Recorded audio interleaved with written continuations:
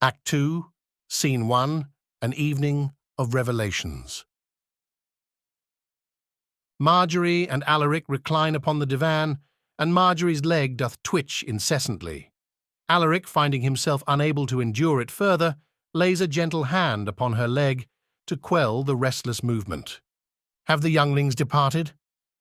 Ay, but their return is imminent. I cannot fathom why thou didst choose to summon these guests hither this eve. I harbour no affection for company. Couldst thou, for but a moment, consider my plight? I dwell alone within these walls, day in and day out. Thou, on the other hand, consort with the populace regularly. Know thou not that I too require mirth and diversion? Mirth? Indeed, on the surface, peddling women's footwear may seem a merry occupation.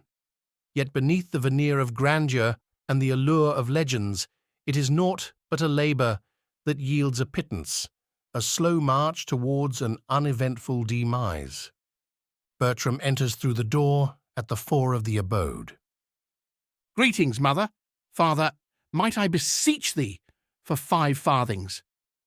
Dost thou recall, Bertram, the days of yore, when I, in my youth, did toil to earn my farthings? Hast thou ever contemplated labouring for thy wages? Very well, father. Wouldst thou wish to know with whom Cailin did spend her afternoon? Pray, reveal this information. Bertram extends his hand in anticipation of currency, and Alaric imparts some farthings unto him. Know thou the lad they dub as Cobra, the youth afflicted with a lesion upon his visage? Alaric furnishes him with further farthings. Well done, my son. Thank thee, father. Bertram begins his departure. Whither art thou bound? I am summoned forth by the sire of Josephus. We are destined for the contest of mob football this eve. Mother hath granted her assent. Farewell. Bertram exits. The serfs doth compete in the city this eve. His heart did yearn to witness it.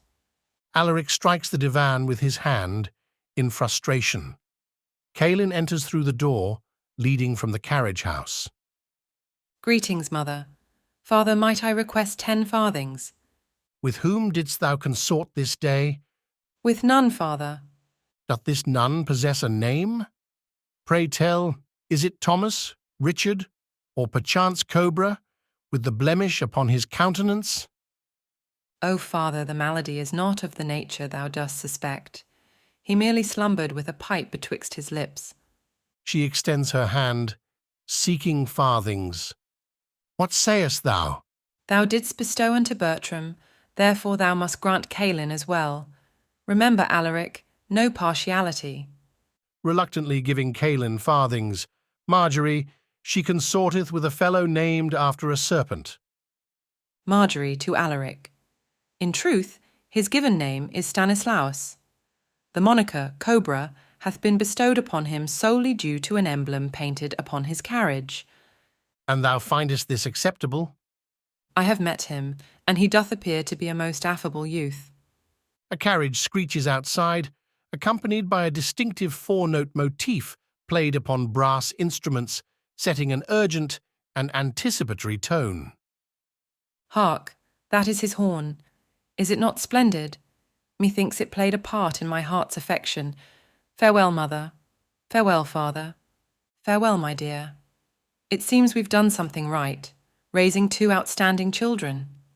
The sound of a departing carriage echoes through the neighbourhood. I apologize, my love. I was lost in thought, contemplating a feigned ailment. Not this evening, my dear. We have guests coming over. Look, it's time for the pre-game show. He reaches for the hand telescope and the window shutter, but Margery intercepts them. Nay, you won't be doing that. Every time we have company, you gaze out the window and forthwith detach thyself. Not tonight. You can always watch a mob football match. Ah, but can't I also meet our next-door neighbours? I understand now. Knocking is heard at the door. That must be Stefan and Marcella from the neighbouring residence. Stefan and Marcella, I'm going to miss a game for people named Stefan and Marcella. Do they hail from the house of Gormeister? Another matter, Alaric, when they're here. No snide comments from you. That's why we lack friends. My apologies, Margery. I thought we lacked friends because of my hand's frequent foray into my nether regions. Knocking is heard twice more. They're here now. Alaric, another thing. Refrain from consuming any food or ale. One of them may need the privy after you. I'm going to resent these folks. You won't resent them. They're quite pleasant. Knocking persists.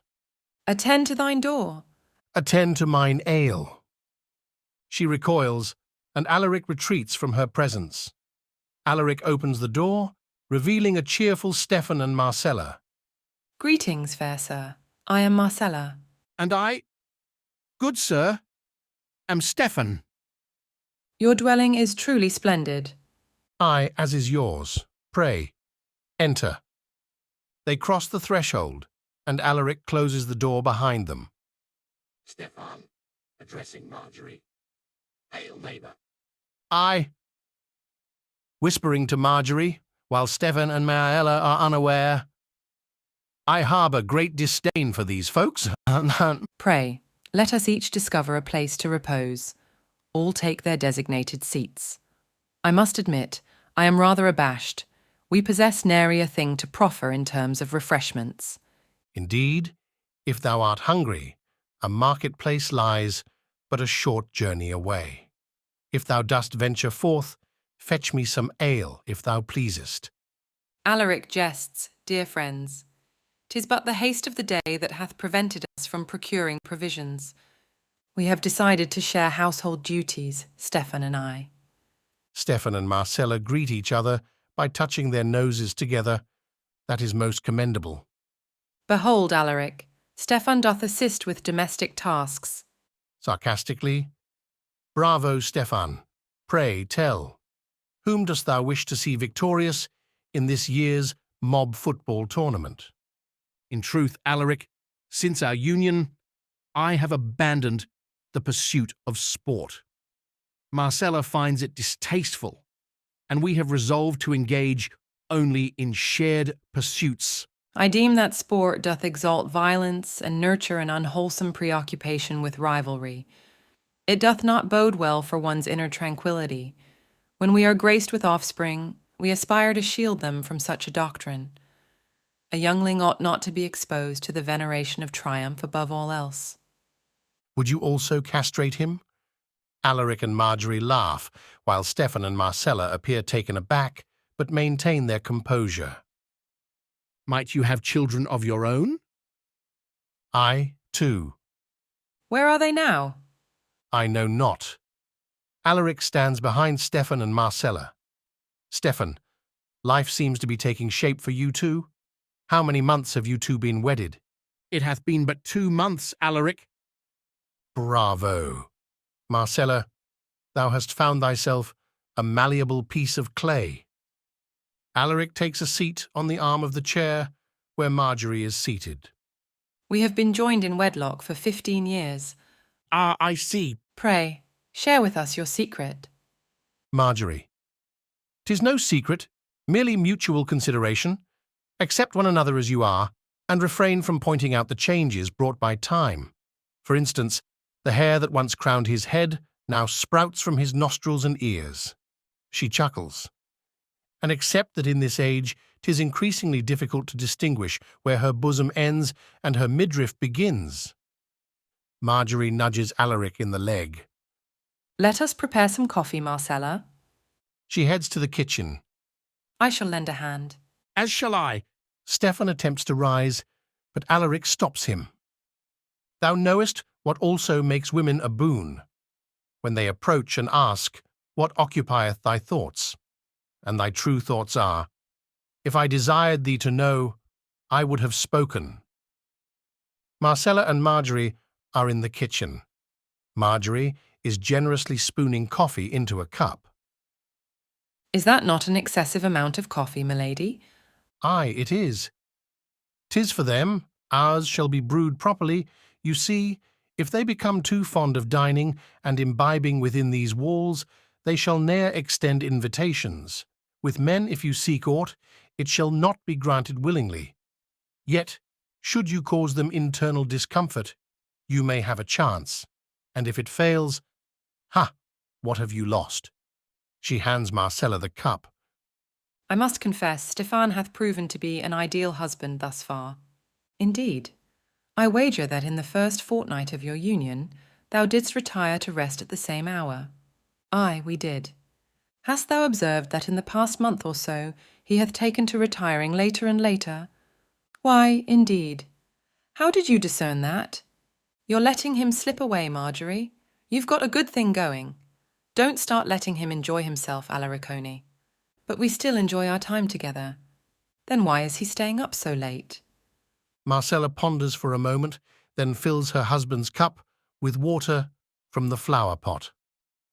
Alaric, and I do insist, thy son shall become soft-hearted if thou permittest that lady to deprive thee of thy sports.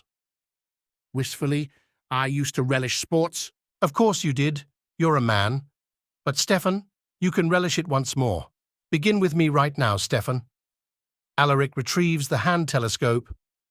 Extend the hand telescope, Stefan. Observe, unwind, and witness the sports. Stefan takes the hand telescope. He glances towards the kitchen to check if Marcella is watching, then casually opens the shutters, allowing the outside view to enter. Alaric places his left hand down his trousers. Meanwhile, in the kitchen. Marcella. Lately he's been rising earlier than I do. That's not good. Art thou suffering from the melancholic humour, perchance? Nay. Induce it. Margery and Marcella enter the lounge room. Stefan and Alaric are still observing through the open shutters. Stefan has both hands down his pants. The women hand their husbands their cups of coffee. Stefan. Surprised, Hark? Prithee, silence. We had an agreement. No sports. Ignoring Marcella. Oh, what a splendid shot. Stefan takes a sip of the coffee and nearly chokes. Alaric manages to swallow his without much notice. I demand to know what thou do late at night after I've retired. Art thou having fun, Alaricone? Stefan? Stefan appears confused. Nay, I merely enjoy staying awake and contemplating. Marcella is tapping her leg in a Margery-like manner. Growing angrier. What art thou contemplating? Well, if I desired thee to know, I'd— Stefan recollects Sir Alaric's previous counsel and restrains his tongue. Oh, just pondering how deeply I love thee. I'm attending the game next week with Alaric. My mother is visiting next week. Is she now? Will she instruct thee on how to dispose of me as she did her 3 previous husbands? Alaric gestures a foul with his hand on his head. Stefan, smiling again, art thou implying that their departures were somehow related to mother? Sir Stefan merely gazes in response. Oh, if that be your stance, mayhaps I shall pack my belongings and seek refuge with her. Most excellent. Then I may retire at a more reasonable hour. Margery, without uttering a word, gestures to encourage Marcella to stand firm against Stefan's jest. Very well, Sir Stefan of Rhodesby, let us take our leave. Rises. We are journeying homeward. It is time to refashion the bonds of our union. Rising. Agreed. Sir Alaric, I shall encounter thee at the tournament of mob football next week. Lady Margery, it seems we shall be sharing more moments together. They commence their departure, no longer walking side by side, with Stefan closing the shutters behind him. Margery takes a seat beside Alaric, and he wraps his arm around her. It shall be a testing time for them. Verily. Our own path was beset with challenges, yet we persevered. Alaric takes another sip of his coffee. Hark, thou knowest what? Young Bertram hath received an A in his studies today. Certs? Aye. Alaric takes another sip of his coffee, then contemplates it. How about we venture out on the morn of Saturday, just thou and I, mayhaps for a repast? Well, surely if it pleaseth thee. We hath not partaken in the fare of the noble knight's feast in a fortnight. Oh, we hath always relished our meals there. Their bill of fare is most splendid. Ay. Pauses. Shall we retire to our chambers? Methought thou wert keen on observing the game. Nay. Who concerneth themselves with such matters? They stand. Alaric takes hold of Margery's hand, and he drapes his arm around her as they make their way towards the stairs. Thou knowest, I also enjoy their brew of ale. Margery responds by encircling her arm around Alaric. Alaric jestingly pats Margery on the posterior as they ascend the staircase.